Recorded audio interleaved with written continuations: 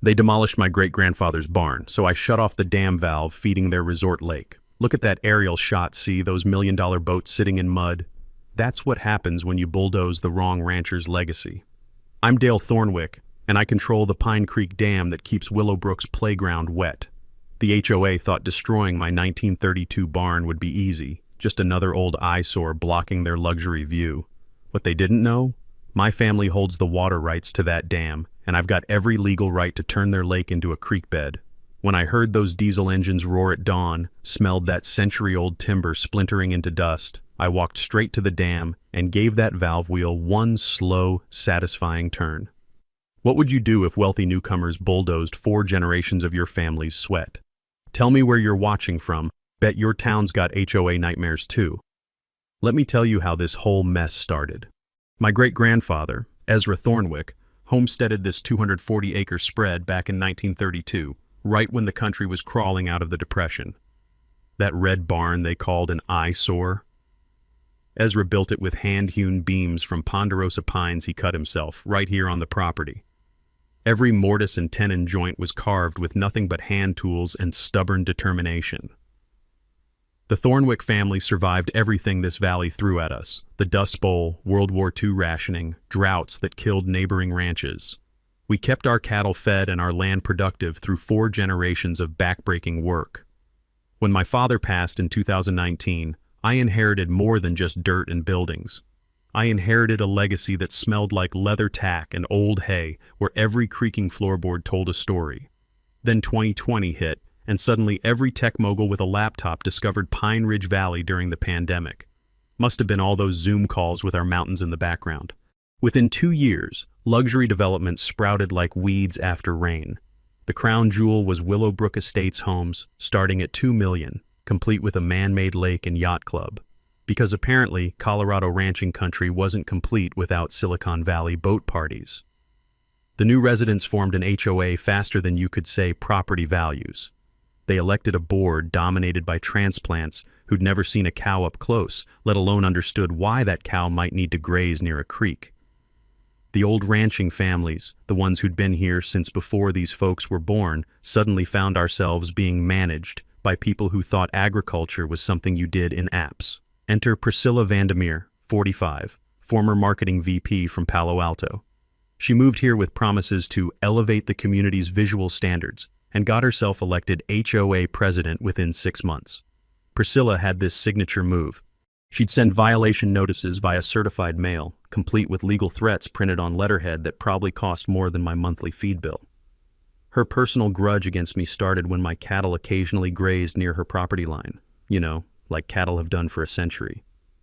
The taste of injustice is bitter, like that first sip of coffee when you're reading a letter that makes your blood pressure spike. That's exactly what happened in March 2024 when I opened Priscilla's first violation notice. The HOA claimed my great-grandfather's barn violated their architectural harmony standards. They demanded I paint it beige or face $500 in fines every single day. My response was simple. Ma'am, my great-grandfather built that barn before your shopping malls existed. But Priscilla wasn't interested in history lessons. She escalated faster than a spooked horse, filing a nuisance complaint with the county. That's when I started digging through my father's old desk, looking for ammunition of my own. That's when I found the original homestead papers, yellow with age and smelling like the cedar chest where Dad kept our family documents. Hidden in those legal descriptions was something that made my heart race: water rights.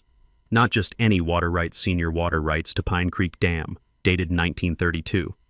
My great-grandfather held absolute control over the dam that fed Pine Creek, which happened to flow directly into Willowbrook's artificial lake. The irony was sweeter than honey from our neighbors' hives. These city folks had built their entire luxury playground around water that legally belonged to the family they were trying to push around. Every yacht bobbing in their lake, every lakefront property commanding premium prices, every drop of water in their resort paradise, it all depended on my family's 90-year-old water rights. I sat there in Dad's old chair, rough-hewn wood grain under my fingertips, and realized something profound. Priscilla Vandermeer had picked a fight with the one person who could literally pull the plug on her whole operation. She just didn't know it yet. 2 weeks after my discovery about the water rights, Priscilla made her first major move. She knocked on my door one Tuesday morning, heels clicking on my gravel driveway like an impatient woodpecker. Behind her stood 3 other HOA board members, all looking like they'd rather be anywhere else. "Dale," she said, flashing a smile that probably worked great in Silicon Valley boardrooms, "I've been thinking about our little disagreement. What if the HOA sponsored a barn makeover? We'll pay for professional painting, completely free of charge." I leaned against my doorframe, breathing in the scent of morning coffee mixed with the distant smell of cattle. "That's mighty generous, Priscilla. What's the catch?" "No catch. Just community cooperation. We bring in professionals, document the before and after for our newsletter. Think of it as a goodwill gesture." What she didn't say, but what I figured out later, was that once my barn got altered, it would lose any chance at historical protection status. Smart move, actually. Get me to voluntarily destroy my own legal defenses. "Tell you what," I said, scratching my chin like I was considering it. "Let me do some research first. Make sure there aren't any complications." Her smile tightened. "What kind of complications?" That afternoon, I drove to the Colorado State Archives in Denver, spent 6 hours digging through historical preservation laws with a librarian who knew more about old buildings than most architects. Turns out my father had been right when he'd told me years ago that old buildings could protect themselves if you knew the right paperwork. Colorado has this thing called interim protection status. Basically, any structure over 50 years old can freeze all modifications for up to 18 months while historical societies evaluate them. The trick is filing before anyone starts swinging hammers. I filed my emergency application the next morning, complete with photos of Ezra's hand adze marks on the barn beams and documentation of the rare mortise and tenon construction. The State Historical Society fast-tracked my application. Apparently, authentic Depression-era barns are rarer than hen's teeth these days. When Priscilla showed up the following Thursday with her painting crew, I was waiting with official paperwork. The morning air carried the smell of fresh paint from their truck, but it wasn't going on my barn. "Morning, Priscilla. Afraid there's been a change of plans." She stepped out of her Range Rover, designer sunglasses reflecting my barn like twin mirrors. "What kind of change?" "Well, the state of Colorado has granted my barn interim historical protection status. Means nobody can alter it for the next 18 months while they complete their evaluation." The color drained from her face faster than water through a broken dam. Her professional painter started packing up his equipment, muttering about wasted trips and scheduling conflicts. That's when the real Priscilla emerged. "You can't be serious," she hissed, snatching the official document from my hands. "This is obstruction, Dale. You're deliberately sabotaging community improvement efforts." "No, ma'am. I'm preserving my family's heritage. There's a difference." But Priscilla was already moving to her next play. Within a week, she'd hired a water rights attorney from Denver, some hotshot specialist who charged more per hour than I made in a month. Their strategy became clear when I received another certified letter. They were challenging my water rights in court, claiming non-beneficial use for the past 20 years. That evening, she left me a voicemail that I saved for posterity. "You think you're so clever, don't you? Well, this isn't over. The HOA has resources you can't imagine, and we will not be bullied by one stubborn rancher who refuses to embrace progress." I played that message 3 times, grinning wider each time. The taste of victory was sweeter than my grandmother's apple pie. But I knew this was just the opening move. Smart strategy on her part, actually. Colorado water law operates on a use-it-or-lose-it principle, something my father had warned me about when he'd explained our water rights years ago. If you can't prove continuous beneficial use, you can lose them. They figured since I hadn't been irrigating crops recently, my rights had expired. What they didn't know was that I'd already been doing my own homework. I'd hired Maggie Rodriguez, a local attorney who specialized in agricultural water law. Maggie was tougher than Rawhide and knew Colorado water rights better than most judges. "Don't worry, Dale," she told me over coffee at Mel's Diner, the vinyl booth creaking under us like old leather. "Senior water rights in Colorado follow the first-in-time, first-in-right doctrine. Your great-grandfather's 1932 rights are bulletproof. Plus those aerial photos from the 1950s showing your irrigation ditches, that's proof of historical use." The sound of Priscilla's legal papers hitting my kitchen table was like dice hitting felt. She was gambling with her community's future, and she didn't even know it. But I knew something she didn't. This was just the opening move in a chess game where I already held the king. Priscilla's Denver attorney didn't waste time. Marcus Blackwood, that was his name, and he had the kind of reputation that made small-town lawyers nervous. Within 2 weeks of being hired, he filed an injunction to stop any water usage on my property pending their court challenge. The legal papers arrived on a Friday, naturally, giving me a weekend to stew in my own anxiety. The courthouse steps felt cold under my boots that Monday morning as I met with Maggie Rodriguez. She carried a leather briefcase that had seen more legal battles than most soldiers see combat, and her confidence was exactly what I needed. "Here's what they're trying to pull, Dale," she said, spreading documents across the courthouse lobby table. "They claim your rights are invalid due to abandonment through non-use. In Colorado, that's a real thing, but only if you completely stop using water for beneficial purposes." The smell of old legal books and floor wax filled my nostrils as we walked toward the courtroom. Maggie had done her homework, though. She'd found something Blackwood had missed. "Your great-grandfather was smarter than they realized," she whispered as we took our seats. "Those irrigation ditches he dug, they're still visible on aerial photos from the 1950s, 1960s, even some from the 1980s. That proves continuous intent to use, even during dry periods." When Judge Harrison called our case, Blackwood stood up like he was addressing the Supreme Court. Expensive suit, confident posture, the whole show. He argued that my family had abandoned beneficial use of our water rights because we hadn't grown irrigated crops since the early 2000s.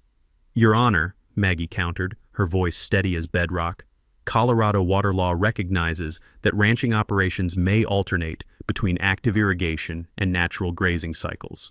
The Thornwick family never abandoned their water rights. They adapted their farming practices to market conditions." But here's where things got interesting. During the lunch break, while reviewing property surveys in Maggie's office, we discovered something that made my jaw drop.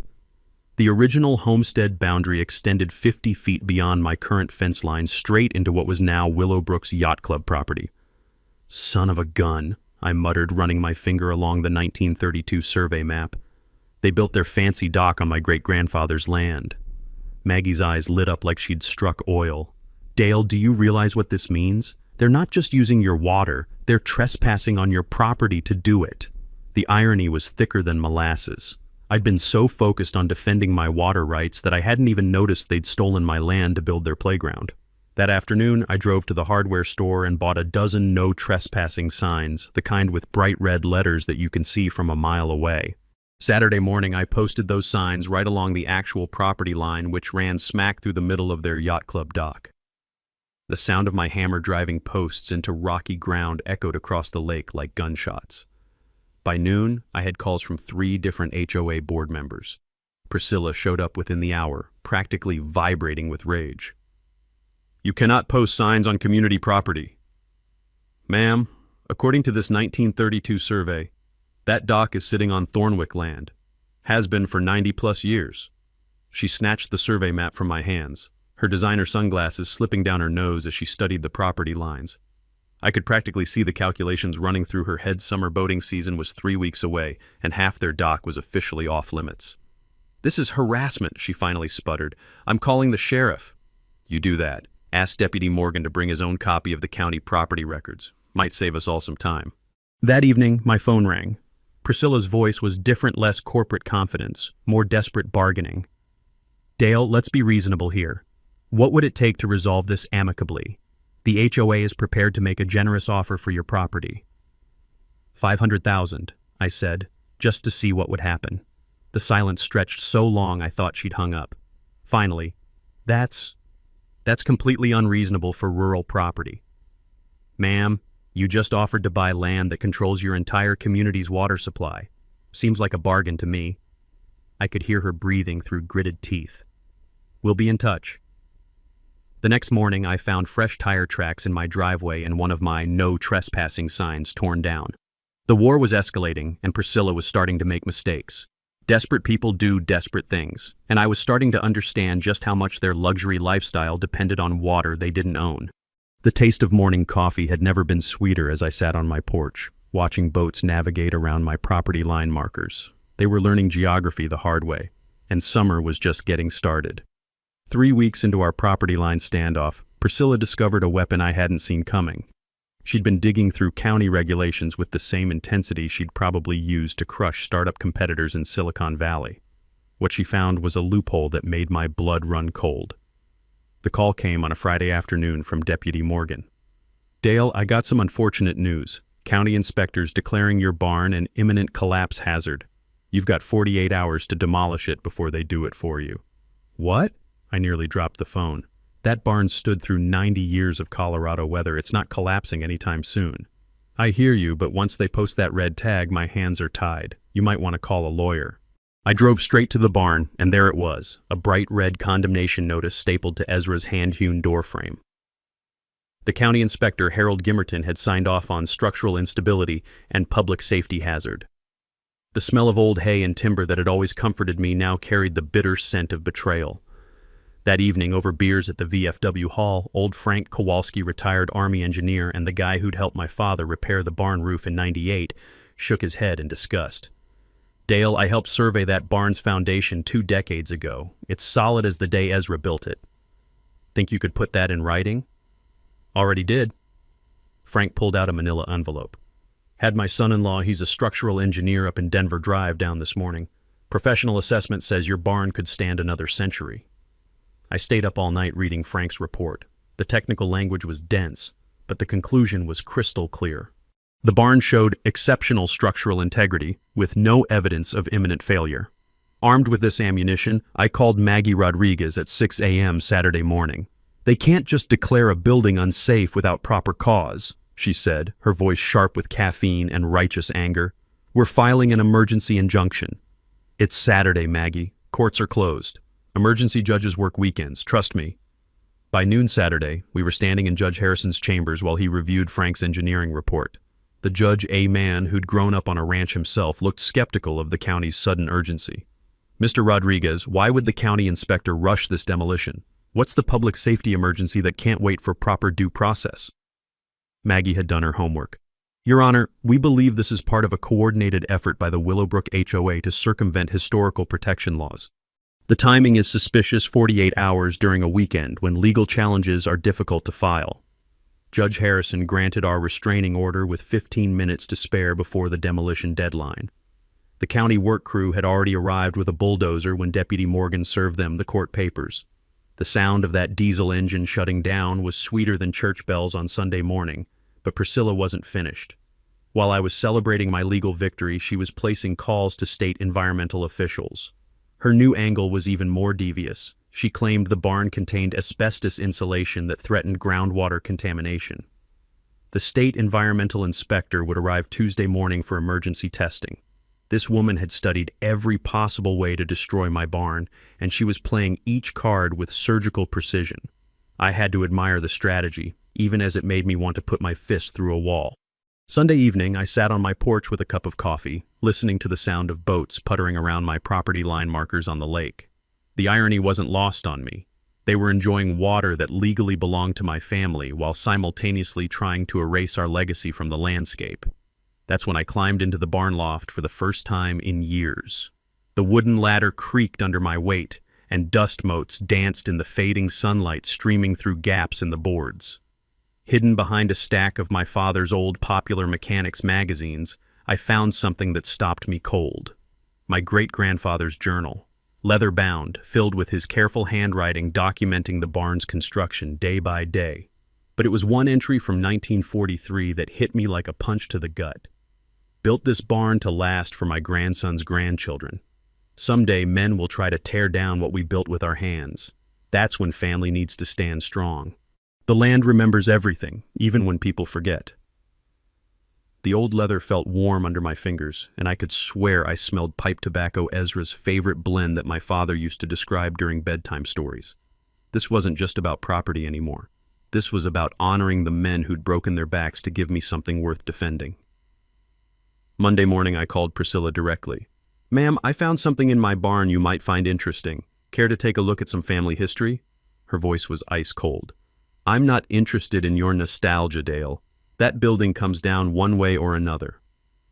That night, sitting in my father's old chair with Ezra's journal spread across my lap, I decided to digitize every family document I could find. Call it preservation instinct or just plain stubbornness. But if Priscilla was going to erase my family's history, I wanted proof of what we'd built.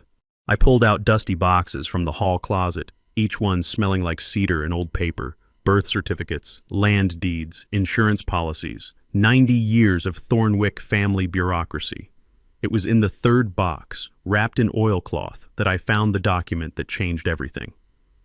The 1932 water rights certificate looked official enough, but I'd seen that before. What I hadn't noticed was the fine print at the bottom, written in legal language that took me 3 readings to understand. My great-grandfather didn't just hold water rights to Pine Creek, he held absolute control and discretion over water flow and distribution from the Pine Creek Dam facility. I stared at those words until they burned into my brain. Absolute control. Not just the right to use water, but the right to control where it went, or didn't go. My hands started shaking as the implications hit me. Willowbrook's entire $50 million resort, their artificial lake, their yacht club, their lakefront property values, depended entirely on water flowing from a dam that my great-grandfather had legal authority over. Water that I now controlled. At 6 a.m. I called Maggie Rodriguez, probably waking her from a sound sleep. "Maggie, I need you to look at something. Can you meet me for breakfast?" An hour later, we sat in a corner booth at Mel's Diner while she examined the water rights certificate with a magnifying glass. Her coffee grew cold as she cross-referenced the legal language with Colorado water law statutes on her laptop. "Dale," she said finally, "do you understand what you're holding?" "I think so. But tell me anyway." "This gives you absolute discretion over Pine Creek Dam operations. You can legally shut off water flow to Willowbrook anytime you want. No permits required, no environmental impact studies, no county approval. This predates every water rights claim in the valley by decades."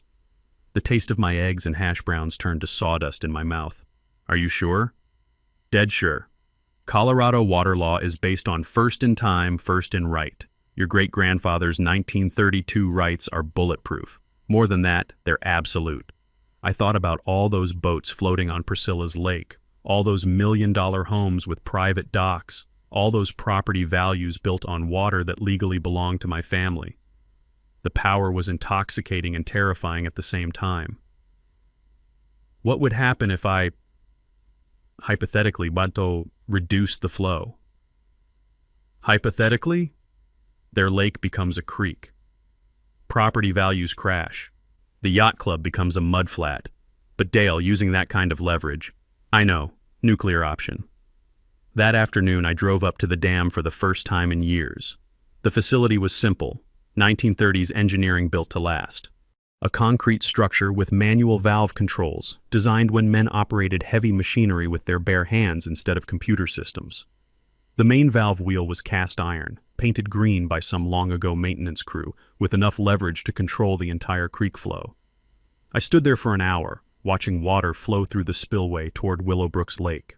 All those people down there enjoying their luxury lifestyle, completely unaware that one turn of this wheel could end their party forever. The moral weight of that power felt heavier than the iron valve itself. My father had taught me that with great power comes the responsibility to use it wisely.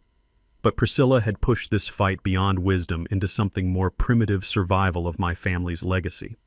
I decided to give Priscilla one last chance before going nuclear. Tuesday evening, I called her directly, keeping my voice calm and reasonable. "Priscilla, I think we need to have an adult conversation about our situation. Would you be willing to meet privately?" Her laugh was sharp as broken glass. "Oh, this should be good. What's your latest desperate move, Dale?" "Just information you might find useful about water rights and legal realities." We met at the neutral ground of Mel's Diner on Wednesday evening. I brought copies of my water rights documentation, laying them on the scratched Formica table between us. The smell of coffee and fried food mixed with the tension thick enough to cut with a knife. "Here's the situation," I said, sliding the 1932 certificate across to her. "My great-grandfather holds absolute control over Pine Creek Dam. That means I can legally shut off water flow to your lake anytime I choose."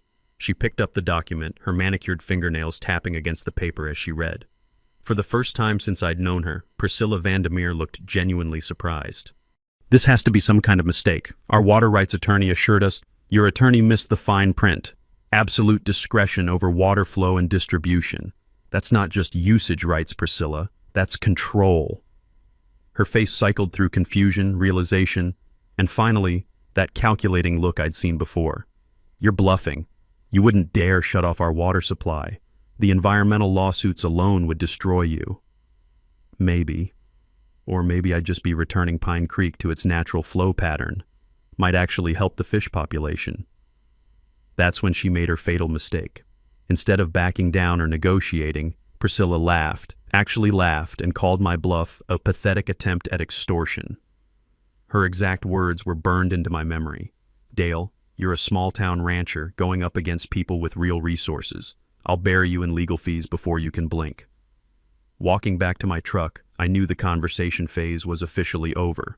The next morning, I started assembling my team. First stop was Maggie Rodriguez's office, where I found her already researching precedent cases for water rights enforcement. I need to understand every legal angle, I told her. If I do this, I want bulletproof protection. Smart move. The good news is your rights are absolutely solid. The tricky part is public relations. You don't want to look like the villain here. My second recruit was Frank Kowalski, the retired Army engineer who'd assessed my barn. I found him at the VFW hall nursing a beer and complaining about modern construction standards. Frank, I need to understand dam operations. Specifically, how to control water flow without causing downstream flooding or environmental damage. His eyes lit up like I'd asked him to explain his favorite hobby. Dale, that's a 1930s manual system. Simple as pie if you understand the mechanics. Want me to teach you? We spent Saturday morning at the dam site, Frank explaining the relationship between valve positions and flow rates. The system was elegant in its simplicity, cast iron valves that could reduce flow from 850 gallons per minute to the creek's natural 200 gallons per minute, enough to turn Willowbrook's lake into a shallow pond without creating environmental chaos. The key, Frank explained, his weathered hands demonstrating the valve operation, is gradual reduction. Turn it down slow over a couple days, let the lake level drop naturally. Nobody gets hurt, but the message gets delivered loud and clear. My third ally was Betty Clearwater, publisher of the Pine Ridge Gazette. I'd known Betty since high school, and she understood small-town politics better than any politician. You're playing with dynamite, Dale, she warned over coffee in her cluttered office. But if you're going to do this, you need to control the narrative. Frame it as protecting agricultural heritage, not revenge against rich folks. What do you suggest? Document everything, photos, legal papers, witness statements. Make sure when this story goes public, you're the reasonable one defending family rights, not the crazy rancher who turned off the water. Finally, I recruited Tom Sakamoto, the county hydrologist who'd been quietly documenting water usage patterns for his own research. Tom provided the scientific credibility I needed. Environmentally speaking, he told me while reviewing flow charts in his county office, returning Pine Creek to natural flow levels would actually benefit native trout populations. The artificial lake has disrupted spawning patterns for decades. By Memorial Day weekend, which was now just 5 days away, my coalition was complete. We had legal authority, technical expertise, media strategy, and environmental justification. Most importantly, we had a plan that would demonstrate the power of those water rights without causing genuine harm to people or wildlife. The moral weight of what I was about to do felt heavy as the old barn beams Ezra had hewn by hand. But sometimes, when people won't listen to reason, you have to speak in a language they understand. And for Willowbrook's luxury community, that language was property values. Thursday morning, 3 days before Memorial Day weekend, I discovered that Priscilla had been busy since our diner conversation. My barn windows were shattered, spray-painted with the word sellout in bright red letters. The smell of paint fumes mixed with the morning air, and broken glass crunched under my boots like ice on a frozen pond. I'd installed security cameras after our property line dispute, and the footage told an interesting story. At 2:17 a.m., a white sedan had crept up my driveway with headlights off. The vandal wore a hoodie, but when he turned toward the camera, I recognized that face immediately. Kevin Vandermeer, Priscilla's 17-year-old son. By noon, Deputy Morgan was standing in my kitchen reviewing the security footage on my laptop. That's pretty clear evidence, Dale. You want to press charges? Let me think about it. What I was really thinking was how to use this ammunition strategically. An hour later, I called Priscilla directly. Your son seems to have artistic tendencies, I said. Nice spray paint work. The silence stretched long enough for me to count my own heartbeat. I don't know what you're talking about. Security cameras are wonderful things, Priscilla. High definition, night vision, timestamps. Everything a prosecutor needs. Her voice turned venomous. You're threatening my child now? This has gone way too far, Dale. I'm filing a restraining order. Ma'am, I'm documenting vandalism on my property. But I'll tell you what, call off your lawyers, admit my barn has historical value, and I'll forget this ever happened. Go to hell. The line went dead, and I knew she'd chosen the nuclear path. Within hours, she'd filed harassment charges against me, claiming I was threatening community safety and intimidating residents through property disputes. The local sheriff had to serve me papers that accused me of creating a climate of fear in Willowbrook. But Priscilla wasn't done. She'd hired a private investigator, some ex-cop from Denver who specialized in asset research and background verification. I caught him photographing my barn from the public road, documenting my daily routines, even interviewing my neighbors about my psychological stability. The breaking point came Friday afternoon when I found out she'd organized what she called a community safety meeting at the Willowbrook clubhouse. The flyer, which somehow made its way to my mailbox, painted me as a radical extremist who was threatening modern progress and community values. She'd invited county officials, local media, and promised to reveal disturbing evidence about my behavior. What she didn't expect was for 23 families from the old ranching community to show up at her meeting. Frank Kowalski led the delegation, wearing his Army veteran's cap and carrying a folder full of documentation about my family's contributions to the valley. The meeting room was packed tighter than cattle in a loading chute. With tension you could taste like copper pennies in your mouth. Mrs. Vandermeer, Frank stood up during her presentation, you've been spreading rumors about Dale Thornwick for months. Time someone set the record straight. He proceeded to read a list of my family's community service, volunteer firefighting, 4-H leadership, church committee work, disaster relief during the 2013 floods. Every ranching family in the room had stories about Thornwick's helping during emergencies, lending equipment, sharing expertise. Betty Clearwater was there too, taking notes for what would become a front-page expose in the Pine Ridge Gazette.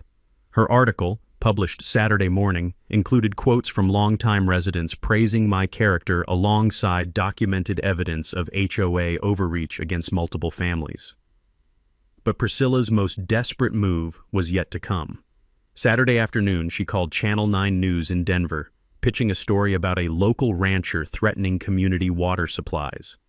She painted herself as the victim, a concerned community leader trying to protect families from an unstable individual with dangerous access to critical infrastructure. The news crew arrived Saturday evening just as I was conducting my final equipment check at the dam. Frank was with me, and we calmly explained the historical water rights situation while the reporter filmed B-roll footage of the dam facility. Mr. Thornwick, the reporter asked, are you planning to disrupt water service to Willowbrook residents? Ma'am, I'm planning to exercise legal water rights that my great-grandfather earned in 1932. If that disrupts their artificial lake, that's a consequence of building a resort on water they don't own. That night, Channel 9's story aired with a balanced perspective that surprised everyone. They'd done their own legal research and confirmed my water rights. The headline read, Historic Water Rights Dispute Threatens Luxury Development. Sunday evening, with Memorial Day dawning in just hours, I sat on my porch watching boats prepare for Willowbrook's annual regatta. The irony was perfect. They were celebrating on water that belonged to my family, completely oblivious to the fact that their party was about to end. The taste of anticipation was bitter and sweet, like coffee mixed with determination. Memorial Day weekend arrived with perfect Colorado weather, crystal clear skies, temperature in the mid-70s, not a cloud in sight. Mother Nature seemed to be setting the stage for maximum drama, and Willowbrook was taking full advantage. By Saturday evening, their annual regatta preparations were in full swing. I drove past the yacht club around sunset, watching crews string nautical flags between lampposts and set up white tents along the shoreline. The smell of barbecue smoke drifted across the water, mixing with the scent of sunscreen and boat fuel. 200 guests were expected for Sunday's festivities: Willowbrook residents, Denver society figures, potential investors, and media representatives covering what Priscilla had marketed as a luxury mountain community showcase. The irony was thicker than molasses. They were celebrating on water that legally belonged to my family, preparing for the biggest social event of their year, completely unaware that I held the power to turn their lake into a mud puddle. Saturday morning, my coalition held our final strategy meeting in my kitchen. The smell of bacon and coffee filled the air while we reviewed every detail one last time. Frank had brought engineering diagrams of the dam system. Maggie carried legal documents in a leather briefcase. Betty's camera equipment was ready for documentation, and Tom Sakamoto had his hydrological impact studies organized in manila folders. "Everyone clear on the timeline?" I asked, spreading maps across my kitchen table. 9 a.m. sharp, Frank confirmed. "I'll be positioned at the dam as safety observer. Full valve closure should take about 20 minutes for gradual flow reduction." Maggie shuffled through her legal papers. "I've filed all protective documentation with the county. Your water rights notice is officially on record as of yesterday afternoon." "What about media coverage?" I asked Betty. "Channel 9 will have their follow-up crew here by 10 a.m. I've got photographers positioned at key locations around the lake. We'll document everything from initial flow reduction through community reaction." The beauty of our plan was its simplicity. No dramatic confrontation, no angry speeches, just the quiet exercise of legal rights that had belonged to my family for 90-plus years. Let the results speak for themselves. That evening, I walked through my barn one final time before everything changed. The broken windows had been boarded up, but evening light still filtered through gaps in the old boards, creating patterns on the floor that reminded me of church windows. I touched the hand-hewn beams my great-grandfather had shaped with nothing but an adze and determination, feeling the rough texture under my calloused fingers. In the loft, I reread Ezra's journal entry about building something to last for my grandson's grandchildren. The old leather binding smelled like pipe tobacco and decades of Colorado winters, carrying the weight of family history that no HOA could ever understand. Sunday morning dawned clear and still. I arrived at the dam at 8:30, parking my truck where it would be visible from the lake but not blocking any county roads. The morning mist was just lifting off the water, and I could hear boat engines warming up in the distance, the sound of Willowbrook's regatta preparation. Frank pulled up 5 minutes later in his old Ford, carrying a thermos of coffee and a clipboard for documenting technical details. "You ready for this, Dale?" "Been ready since they first threatened my barn." At 8:55, I walked to the main valve wheel. The cast iron was cool under my palms, painted green sometime in the 1960s, but worn smooth by decades of operation. This simple mechanism controlled the entire artificial ecosystem that Willowbrook had built their luxury community around. Below us, I could see early regatta participants launching boats from the yacht club dock. Priscilla was visible even from this distance, wearing what looked like a captain's outfit while directing setup crews with animated gestures. She was in her element, the successful executive managing a high-profile community event, completely confident in her victory over the stubborn local rancher. The sound of laughter and music drifted up from the lake as more guests arrived for the festivities. Children's voices mixed with adult conversation, and I could smell breakfast being prepared at the clubhouse. For a moment, I felt the weight of what I was about to do, not just to Priscilla, but to everyone enjoying their Sunday morning down there. But then I remembered my shattered barn windows, the legal harassment, the private investigator, and Priscilla's dismissive laughter when I'd tried to negotiate reasonably. Some lessons can only be learned through consequences. At exactly 9 a.m., I began turning the valve wheel clockwise. The movement was smooth and deliberate, decades of Colorado weather having seasoned the mechanism into reliable precision. Frank documented each quarter turn on his clipboard while I reduced flow from 850 gallons per minute toward the natural creek rate of 200 gallons per minute. The die was cast. Physics and gravity were now in charge, and Willowbrook's luxury party was about to become a very expensive lesson in Colorado water law. 9:15 a.m. The valve wheel had completed its slow rotation, and Pine Creek was flowing at its natural rate for the first time in decades. From the dam, I could see the lake surface still mirror calm, reflecting morning sunlight like polished glass. But physics was already working. 50 gallons per minute had dropped to 200, and that difference had to go somewhere. 9:30 a.m. Down at the yacht club, the dockmaster was the first to notice something wrong. I watched through binoculars as he knelt beside his floating pier, studying the waterline with the confused expression of a man whose world wasn't behaving according to plan. The concrete boat ramp, normally submerged under 2 feet of water, was starting to show its edges. Frank stood beside me, timing the flow reduction with military precision. Right on schedule, Dale. Lake levels dropping about 3 inches per hour. Any environmental concerns? None. Creek's flowing exactly like it did before they built that dam in the 50s. Fish are probably celebrating. 10 a.m. The regatta was supposed to begin with opening ceremonies, but confusion was spreading through the crowd faster than gossip at a church social.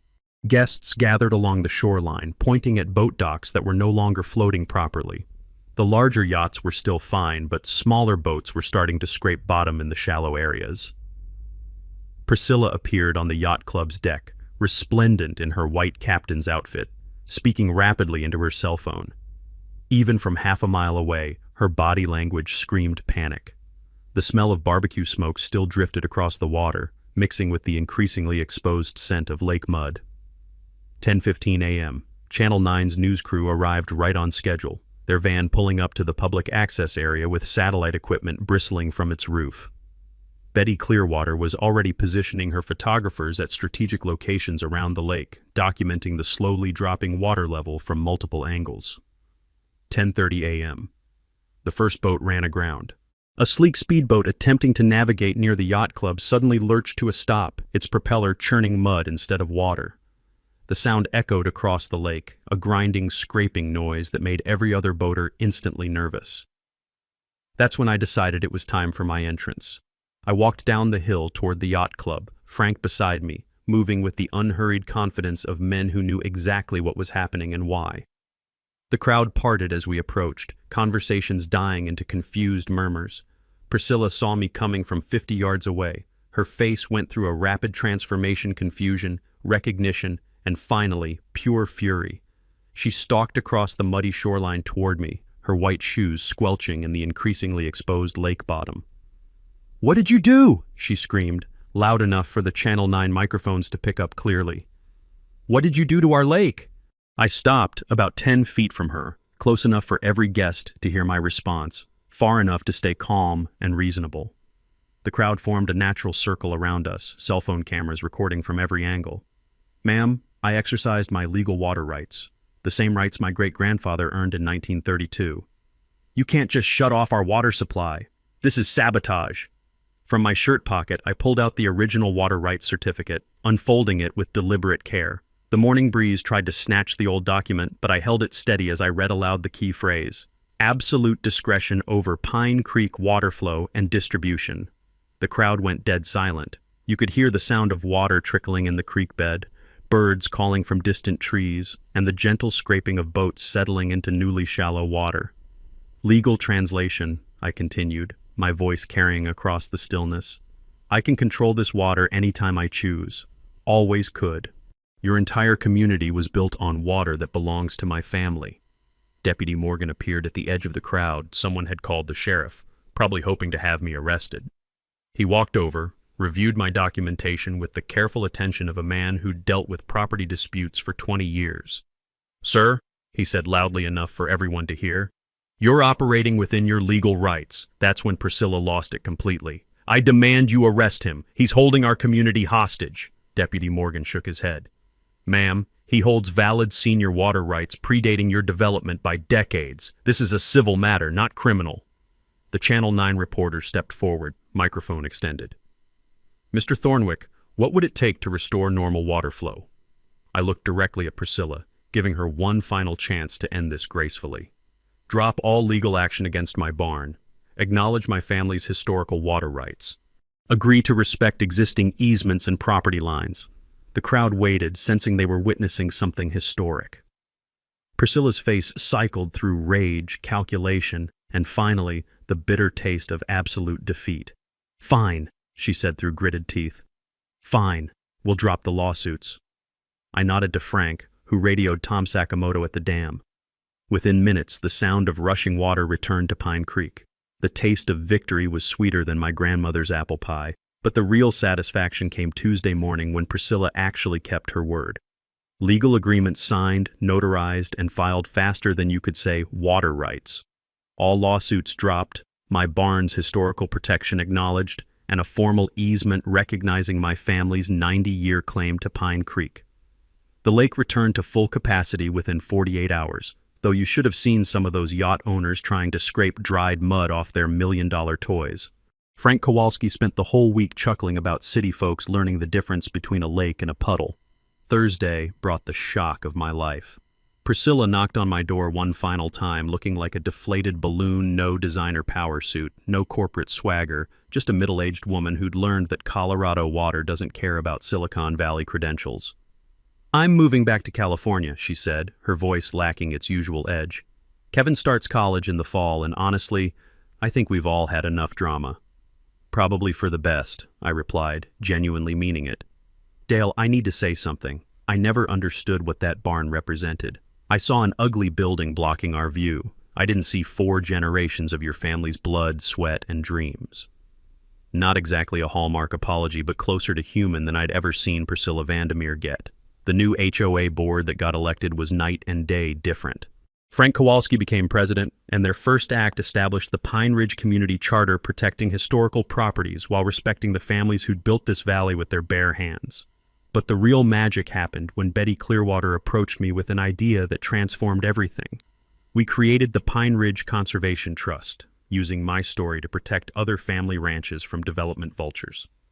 The smell of fresh coffee filled my kitchen as we planned how to turn one man's water fight into a movement that would preserve working ranch land across Colorado. The Ezra Thornwick Scholarship Fund became our crown jewel. Our first recipient, Maria Santos from the neighboring Rocking S Ranch, used her scholarship to study water resource management at Colorado State. The irony was perfect. Priscilla's attempt to destroy my barn ended up educating the next generation of water rights experts. My barn transformed into the community's beating heart. We started historical tours that had kids wide-eyed, touching hand-hewn beams while learning how their great-great-grandfathers built things to outlast empires. The sound of children's laughter echoing through those old walls brought more life to that building than decades of storing hay. 3 years later, a letter arrived that made this old rancher cry like a baby. A Wyoming attorney had used our legal precedent to help a family ranch defeat a luxury ski resort development. Our case sparked similar victories across Colorado, Montana, Idaho ranching families discovering that great-grandpa's water rights were more powerful than any corporate lawyer. The annual Pine Ridge Heritage Festival now draws thousands of visitors who come to see how real communities blend tradition with progress. Local families demonstrate blacksmithing and timber framing, while newcomers learn skills that connect them to something deeper than property values. The festival raises serious money for land conservation and creates friendships that transcend zip codes and tax brackets. Today, my great-grandfather's 1932 water rights certificate hangs framed in our Conservation Trust office, a reminder that the most powerful weapons against injustice often hide in old documents and family stories passed down through generations who refuse to quit.